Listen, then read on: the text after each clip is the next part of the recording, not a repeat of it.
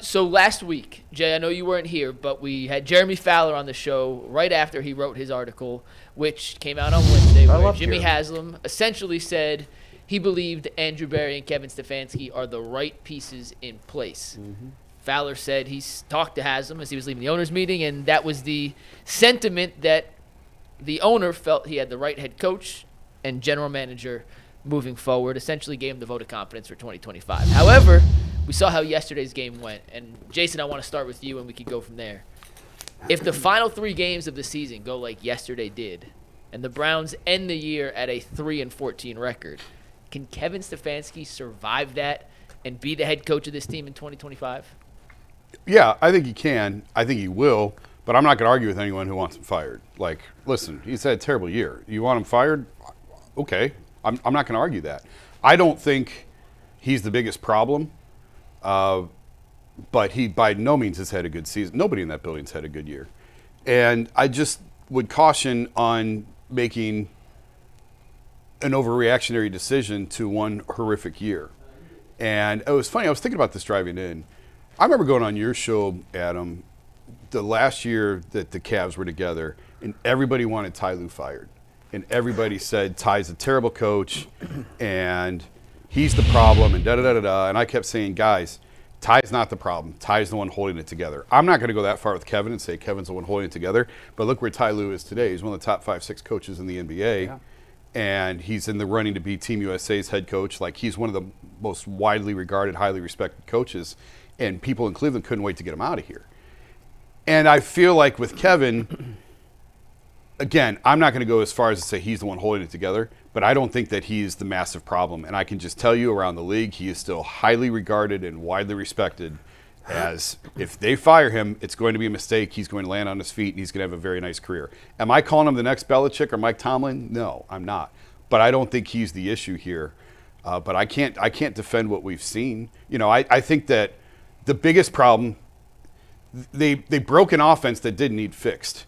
And they threw out the offensive coordinator, the entire staff, and they brought in a staff, and it didn't work, and it hasn't worked. And they're stuck with this offense that was never his offense, and you're stuck with a quarterback now who throws nothing but interceptions. It's a bad spot to be in, and there's no easy way out of this. Mm-hmm. Like, you just have to put your head down and get through it. And if they come out next year and they don't play well, then they'll probably fire him. I would not fire him. I've been a big supporter of his since he's been here. I still think he's a good coach. And it's not just the Coach of the Year awards. I see him in that building, and I see how the people respond to him. I was talking to a player yesterday. I can't say who it is because it will give away. I was talking to a player who said, like, I've played for bad coaches. I've played for and. And if I say who that is, you'll know who I'm talking about more than likely. Yeah. And said, he's not that. Like, he is not the issue that we have going on here. And there's a lot of players that feel the way. I'm sure there's guys in there that would like to see him fired. I have no doubt. It's hard to keep 53 guys happy. I'm sure there's guys in there like, man, we got to move on. But from the people that I talk to, I don't think he's lost the locker room. And I do think that he is, I've talked about it before, the steady, even hand that they need when you have an emotional, overreactionary ownership group like they have. But if people want to stand up here and say, you got to fire this guy, I can't really argue that. I'm just telling you I wouldn't do it. I don't know about... I haven't changed my tune. I still think I know who the problem is. I think the problem is Paul DePodesta. His name never comes up. People do digging. People talk about the organization, and everybody's like, oh, Stefanski and Berry are fine. Here's what I've decided. If we're going to take a hands-off approach to Paul DePodesta, and no one's going to hold him accountable, the media doesn't seem interested in what he does or how poorly he does it. If that's where we are, then Andrew Berry has to be fired immediately, right now. I've always shielded. I do believe Andrew Berry could be a good general manager in the right organization. Not here. Too many cooks in the kitchen. Too many voices in his head on draft day. Too many decision makers above him. He's the general manager. They have someone called the chief strategy officer who lives in California and made his living as a mediocre baseball man and built a legacy on a mythical Moneyball that was a farce. And Jimmy's buying what he's selling. So if Paul DePodesta is out of this conversation, and for this one he is, then Andrew, I'm sorry. I really like this guy. And I really think he's not done in the league. I think he'll go to another team, and I think he'll get another chance. And I do think he can be a good general manager. But I have to hold him responsible for the absolutely horrific drafts that we've had. I have to, because I can't hold Paul DePodesta responsible because he's off limits.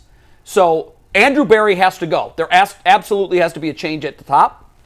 And I hate saying that because in a real world, I think it would be Paul DePodesta has to go. And Andrew Berry could stay and see what he could do without someone meddling from California. But we're not going to get that, apparently. So if DePodesta is entrenched, then let's try a new general manager. And let's hope he has more power and say when it comes to who are drafted, which players are drafted on draft day. That's a no for you on Stefanski. You would keep him. I agree completely with Jason on Stefanski. I believe he can be a great head coach in this league in another organization. You know the analogy I used. He's a good seed in toxic soil. He can't bloom here. He won't bloom here. He's under 500. We've seen him now for 5 years. We know what he is. He gets a good year, he gets a bad year. He gets a good year, he gets a bad year. There's no continuity. There's no consistency. There's no building year to year to year like organizations tend to do, like what's going on in Detroit. They've gradually got better to where they're now in the conversation of one of the best teams in the league. Although oddly, Dan Campbell made one of the all-time dumb moves. He's done he's had a couple of those. Can't blame analytics for that one. There's no way analytics should kick that onside kick. No.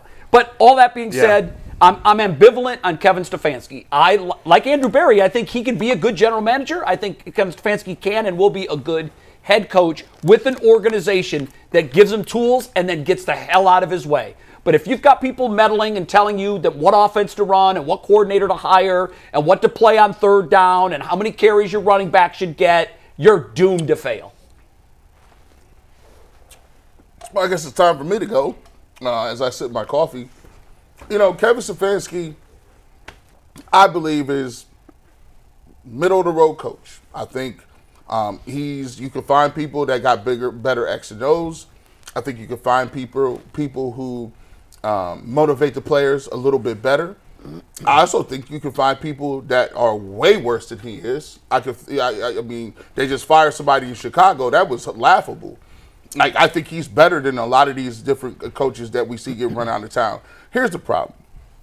At some point, you know, as when I used to work at different jobs and be in middle management, at some point you are responsible for your team.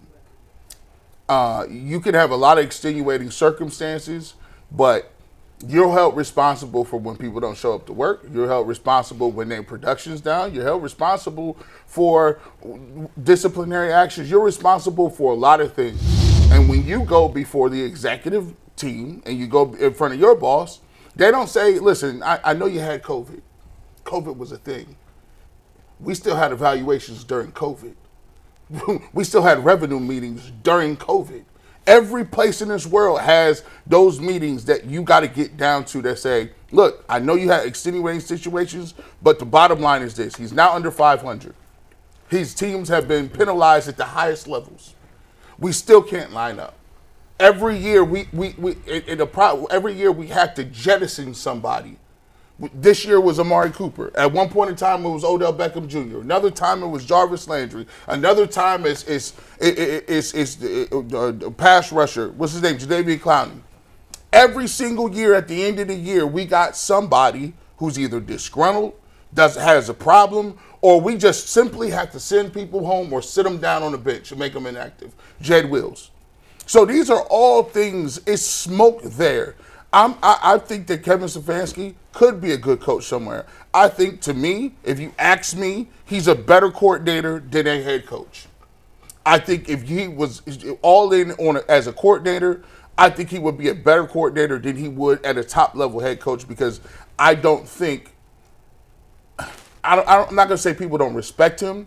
I just think that he has a problem sometimes having difficult conversations. If you're a leader and you want a job and you understand how difficult it is to get a job in this league, you have to say certain things and do certain things to let ownership know, listen, I'll take an L somewhere else. I could do bad by myself. So if you want me to do X, Y, and Z, you want my staff fired, you telling me what I can run on third down, at some point in time, you have to have pushback, because it's going to fall on you. the narrative soon will be that you're not good enough. And I said it 3 years ago. We do it a lot in this town. At one point in time, we said it was Odell, then we said it was Baker, then it was Baker's injury, then we couldn't bring him back, and then it was Deshaun, and it was Deshaun injuries. Now it's Jameis. He throw too many interceptions. We don't know what DTR is. At some point, when the players keep having issues, that stuff falls on you. So, if they end the season with 3 wins, that's not good enough, because this team was talked about as Super Bowl caliber. Rightly or wrongly, I think we overestimated a lot of stuff. But 3 wins in a 17, 18 game schedule is unacceptable. Three wins and you're paying the most money in the league? You're paying the most. Your roster has the most. You're giving out contracts left and right, and you have the worst record about any of the contenders. Could it be a little unfair that Kevin loses his job? Sure. Could Andrew Berry lose his job? Sure. I think both of them are working every single day to prove that they should keep their jobs. Because the reality of the situation is we have to make a decision with a top 10 pick. Do you have trust in Andrew Berry to pick the right guy? Do you have trust that if they pick the right guy, Kevin Stefanski will implement a system that best makes this guy turn into a superstar?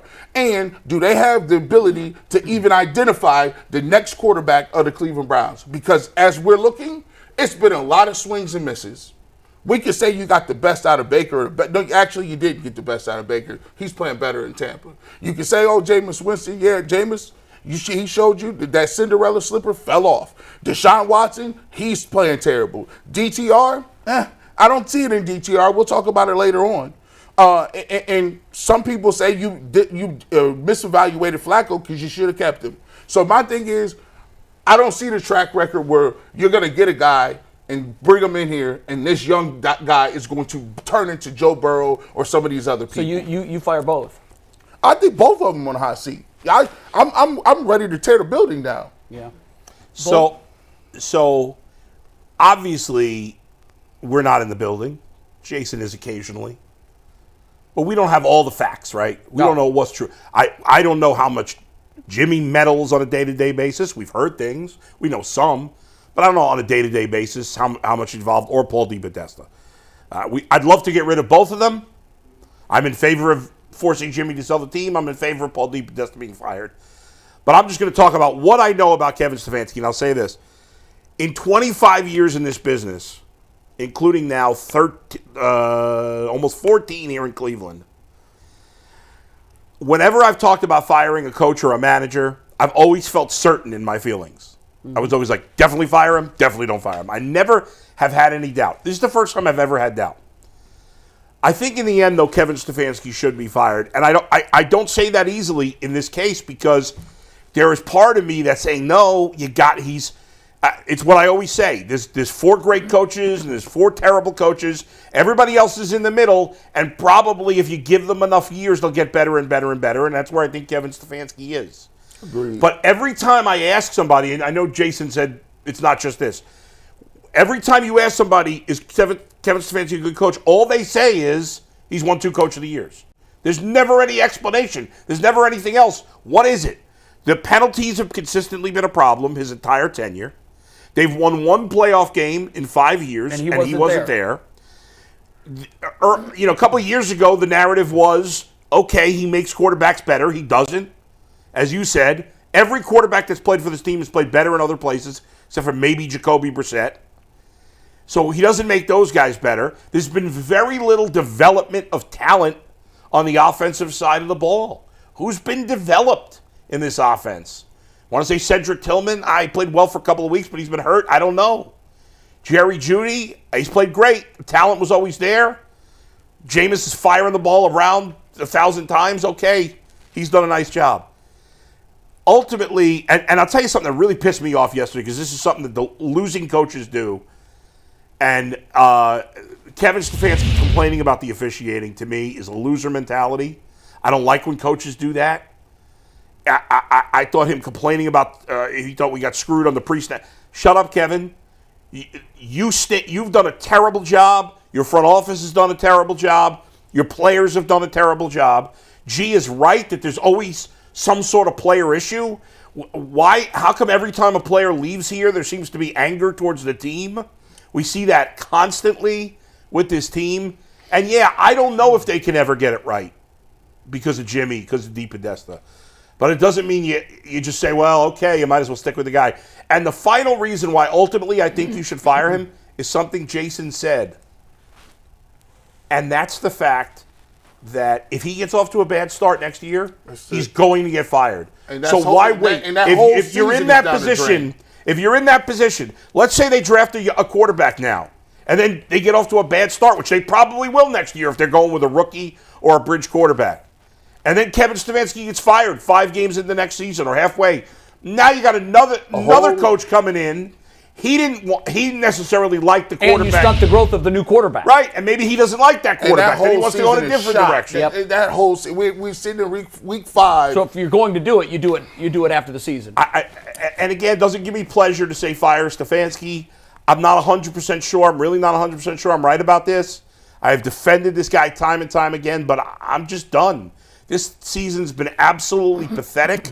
And just because he happened to have some surprise seasons where they ultimately did nothing when it mattered, so he won Coach of the Year, even though he was never the best coach in the league those years, that's not enough to save him for me. And we'll trust me. I'm not sitting here, and you know me, I like to be definitive. I'm like, I ain't going to fence ride. I feel this way, and if I change my mind, I'm going to tell you I changed it. Listen, I'm not sitting here saying that I even know if that's the best move. I think we're all there. I'm 55-45. Like, and that changes a lot, too. Like, well, G, real quick, because you mentioned that number. I'll put it in the chat. We have over 700 votes on this, so this is a pretty big sample size. If the Browns finish 3-14, should Kevin Stefanski be fired as the Browns coach? What do you think the chat says? Probably you know 75. The chat better than anyone else. If they finish 3-14, 3-14, so they lose the last. I don't think it matters. I think it's like, what do you think the chat? I think they're 80%. He has to go. 52-48. No. Wow. You must be looking. It's exactly 52-48, but 52% no, keep him. 48% fire. Wow. God. 700 votes in the chat. Well, these are the people that Jimmy Haslam is relying on to buy tickets every year. No, people will buy tickets. Right. Like Jimmy hears stuff like this. Yeah, I'm the most popular owner in town, according to the diehard sports fans. This is the mentality that allows him to keep doing what he's doing.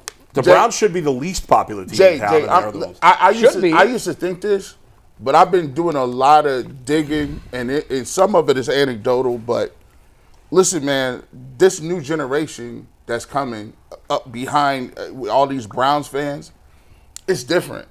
Like, there's a lot of people that, like, when they say they checking out, they're not just checking out on that. They checking out on the whole thing. They're like, yo, I could go do something else and be in another industry. Like, I'll watch. Like, nowadays, there isn't. Before, it used to be that badge of honor where it was like, oh, I had season tickets this long and I've been watching this terrible team, but look how loyal I am. You sure? That ain't happening no more. People, that badge of honor is turning into a dunce cap. I feel like an idiot. Like, they're like, young people's like, I'm not about to do that. I'll go root. Like, Dusty got kids, right? They find a person. His son's a Bills fan. Find a good team that wins and it's fun to watch. These people is out of here. You know, to your point, my oldest is 22, and when he was coming up through, when we were kids, it was just Browns jerseys. That's it. All you wore to school was Browns jerseys. When my oldest was coming up through school, it was every team but Browns. It was Aaron Rodgers or Roethlisberger or whoever. You know, it was all these other jerseys. It was not. And Kids don't sign up to be losers. They don't want anything to do with that. I said previously, I feel like the Browns, I don't like speaking like in dramatics like this, but it feels like they're losing a generation of fans. Yeah. And I'm not, and I mean, you guys know AJ's 14. He's becoming a diehard Browns fan, and he hates them. Like, he loves them and he hates them already. But the older, like the 21, 22, 23, 24, it's easier for them to say, I'm out. When they have disposable income 10 years from now, are they going to buy season tickets on the Browns? No. Yeah. Some will.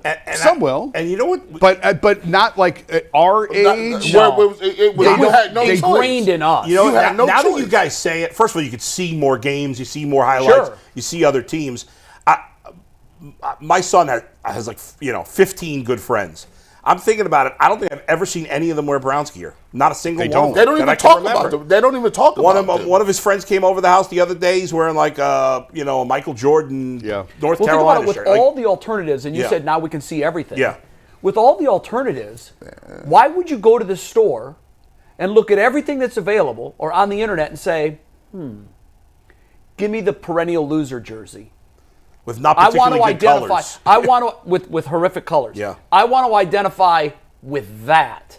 Yeah. That's a choice. I just think is my oldest Alex, is his generation grows up, gets married, has a family, you start to make a little bit of money, you start to have, you have play money that you can do things with. Expendable income. How many of them are going to buy Brown season tickets or go to Browns games? Especially at the inflated price if they move to Brooklyn. Oh, yeah. So it's not a today problem. It's a 10 years from now problem that I think that they could be in. I think they could be in trouble. You know what's fascinating? And Jay, you'll know this because you lived in the New York area for a while. When I first moved here, and now I'm used to it because obviously I've been here a long time, but when I worked in New York, I would shit all over the New York football teams. And even though I'm from New York, I'm not, as you guys know, a New York football fan. Right. And I would crap on the football teams or the baseball teams, whatever. People never got mad at me for that. It's a different fan base. It is so different, here. And I know part of it's that I'm not from here. That's a minor thing. But fans are more defensive of the team, especially the Browns. I think part of that is the team being stolen from here in 95. Mm-hmm. I think that's part of it. But they're a little more defensive of the team, even when they deserve to get crushed. And I won't even compare it to like Yankees or Giants fans, because those fans are spoiled. But the New York fans that are Mets and Jets fans, they're not spoiled. Their teams haven't won anything. And usually those teams go together. And their little brother in that market. Exactly. So it's even worse. And it's not like they're in their own market. But I used to crush the Mets all the time when in the 3 years I was working in New York City. And I never once got a call like being defensive about the team. And I hate the Mets. Hate them. It's because they agreed with you.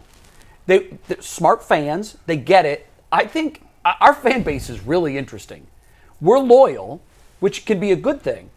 But when the product is consistently awful and you're loyal, you are rewarding bad behavior. Yeah. And at some point, it's human nature to say, well, if that's what you're going to do, I'm going to take advantage of it. Jimmy has rightly staked his claim to this market and said, man, these people, I can give them an 0-16. They're going to give me a parade. They're going to keep coming back. Thank you, sir. May I have another? Yeah. At what point do they wake up and demand better from him? He is the guy that is the problem. 5 head coaches since 2012, since he bought the team in 2012. Yes. Yeah, and 5 head coaches. So as long as the rot is at the very top, the rot is going to trickle down. But there'll be a lot of fans that will argue just because he spends a lot of money, which he does, is the only thing he does poorly, well, that he's at least trying, and they defend him because of that. Because for fans, and that's the reason they hate the Dolans, and listen, we've killed the Dolans for not spending $1 million. We have. But because that's the only part of ownership that the fans can see, really, or know about, is the spending. So fans often think that that's it. The only thing you could judge an owner on is how much they spend. Yeah, well, that's misguided. And obviously that's part of it, sure. But that's wildly misguided. But there's so many other things. Yeah. Jimmy's terrible at. The owner sets the culture and the fabric of the organization. Yeah. And you can fire Kevin and you can hire somebody else. And you know what? 3 years from now, we're going to be having these same conversations. Jimmy's going to go hire somebody that's going to be easy to control. That's what he's looking for. He's not looking for a Bill Belichick. I don't know that I agree with that. Well, he had somebody that interviewed for somebody that said, you're not going to control me, and he didn't get the job. That's true. That's true. Look at the people he's hired. Has he hired an alpha that stood up there like Dan Campbell and pounded his fist on the podium? The only thing I think can save... He's afraid of people like Dan Campbell. The only thing I think they could save him is if they draft a quarterback who hits, and he's that... But guys, we've done that. But no, it's kind of like... No, it's like... But it has to be Joe Burrow. That's it. Josh Allen, Lamar Jackson. Yeah, but you know what's happening to Joe Burrow? He's getting franchised too. Well, listen, but he at least has the cachet to say, "Oh, we're going to sign that quarterback or that receiver." Oh, we'll see if they actually do it. But what's interesting to me is Joe Burrow in the right organization is probably, like he said, how long is your window open? As long as I'm the quarterback. Yeah. Well, he's proven that's not true because they forgot that defense is also 50% of the game. But overall, during his time, they've been to the playoffs. They can fix They've that. gone to a Super They have, Bowl. but they're also right now 2 games under 500 and on the outside looking in. And with the triumvirate that they have in the skills positions. Yeah. They should never be out of the conversation. I agree. Because you look at Kansas City, who, by the way, Mahomes looks human. I mean, you look at their offense and you're like, what? Yet they're a 4 out of 5 Super Bowl defending champion, and they're going to try to do something that no one's ever done before. What I mean, get the guy is they got the it. Like the but it couldn't they ruin him? Well, no, Yeah, but Jay, absolutely. You would. I know that we have mixed thoughts on Baker, but they drafted Baker number 1. Baker took him to the playoffs in 2 years. Baker's kicking ass in Tampa right Joe now. Burrow. But he's not Burrow. No, he's not Joe He's Burrow. not but Joe- he's put not his Josh numbers Allen. next to Joe Burrow's right now. They're not nearly as good. They have to. No, but is Baker Mayfield having a top 5 season? No, but he's having Where's a his top. touchdowns right now? How many's he got? I'm not letting this turn into a No, big- That's fine. That's fine. But what I'm saying is, He's I'm playing countering well. the point that you can hit on the quarterback and still miss. What Jay is saying. Okay, who is that guy? I It's gave going you to be. 3. It's almost There's impossible two to find. guys in that draft. It was Josh Allen and Lamar Lamar Jackson. Jackson. Baker Mayfield's not one of those 2. If you hit on one of those, does he have this year? Baker has 32 touchdowns this year.